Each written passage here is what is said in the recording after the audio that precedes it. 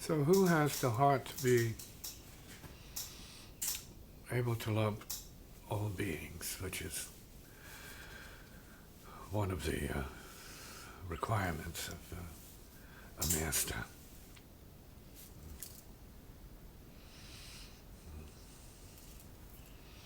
In other words, one of the conditions of mastership is to be impersonal. See?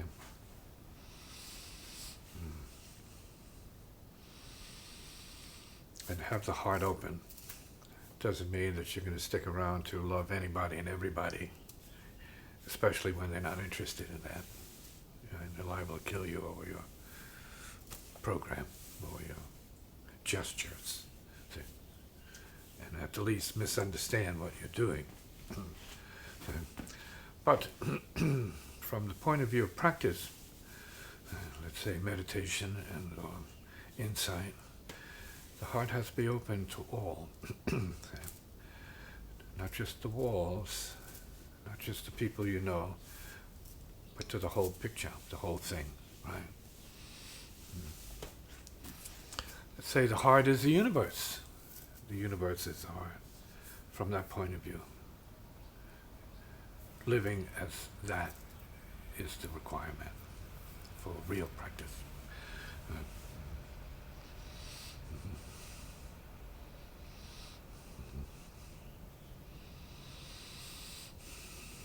From that viewpoint, we can associate with others more neutral state of mind. But there are those who, because of the lack of intelligence and lack of spirituality, they're liable to kill you, because that's their level. It's destruction. Sometimes there's reasonable, but often there's unreasonable destruction. Self, let's say, created destruction. And practitioners are aware of that condition and that karma, and have to get beyond that somehow. So that the recognition is that the ordinary state of affairs for human beings who are not quite evolving or evolving in this way towards the spiritual, the real spiritual, not the religious, but the real spiritual beyond religious limitations and assumptions or dogma.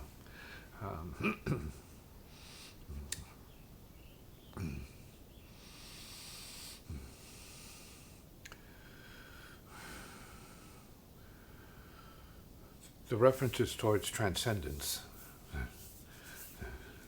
transcendence of name and form, transcendence of self completely, so that if you're being loved, then you're automatically serving the purpose of the heart. And it's not a ignorant heart, it's smart heart, knows how to do what you need to do and where to be doing it. See, it has a psychic component to it. In other words, what to avoid, not so much because of ego, but because of endangerment. See? And since the